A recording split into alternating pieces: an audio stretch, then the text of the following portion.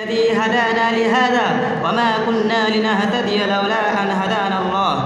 وصلى الله على رسوله وآله وأصحابه والذين اتبعوهم بإحسان رضي الله عنهم ورضوا عنه.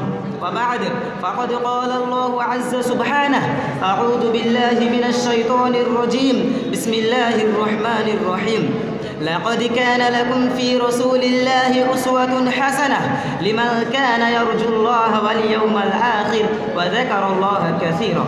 وعن عبد الرحمن بن أبي قراد رضي الله عنه قال: توضأ رسول الله صلى الله عليه وسلم يوما فجعل أصحابه يتمسحون بوضوئه، فقال لهم رسول الله صلى الله عليه وسلم: ما حملكم على هذا؟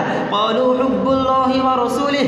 فقال رسول الله صلى الله عليه وسلم: من سره أن يحبه الله ورسوله فليصدق حديثه إذا حدث، وليؤد أمانته إذا اؤتمن، وليحسن جوار من جاوره.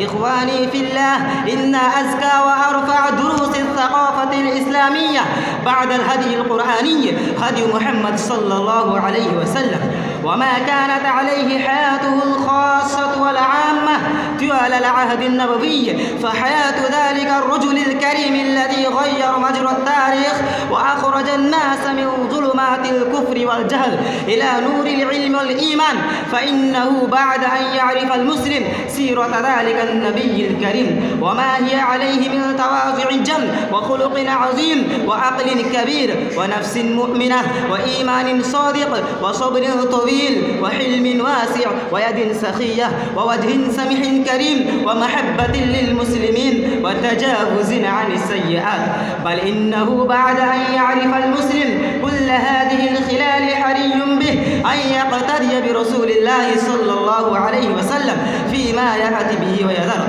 فالسيرة النبوية ليست هي مجرد علم ومعرفة، ولا مجرد التيمم بآثاره، ولا مجرد التمسح بوضوئه، ولا مجرد الزيارة لقبره، بل التحلي بالأسوة الحسنة والطاعة والنصح لله ولرسوله وأولي الأمر هو الهدف الأساسي للسيرة النبوية.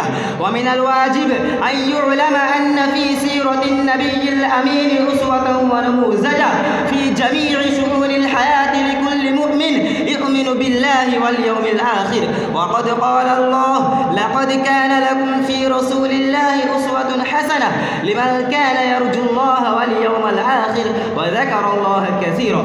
فيا أيها الشبان، أليست لكم أسوة حسنة في الشاب الذي أصلح في قومه وغدا صباحا مبكرا إلى الله في بيته وطار صيته صادقا أمينا في مسقط رأسه؟ ويا أيها التجار، أليست لكم أسوة حسنة في التاجر الذي أظلته السحابة من فوقه ونصحه بحير الراهب في رحلته وكسب الدخل المضاعف بصدقه؟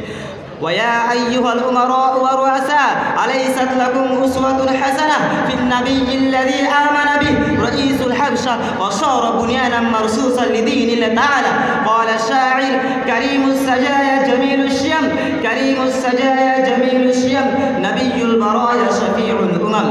أيها الإخوان والخلان، مما يجب أن يعيه المسلم عن حياة وسيرة ذلك النبي صلى الله عليه وسلم أنه أول رجل دخل تاريخ الإنسانية بالخير العميم منذ أن نزل عليه في الغار أمين السماء جبريل بقول الله سبحانه وتعالى: اقرأ باسم ربك الذي خلق، خلق الإنسان من علق، اقرأ وربك الأكرم الذي علم بالقلم، علم الإنسان ما لم يعلم. وفقنا الله وإياكم لما يحب ويرضى.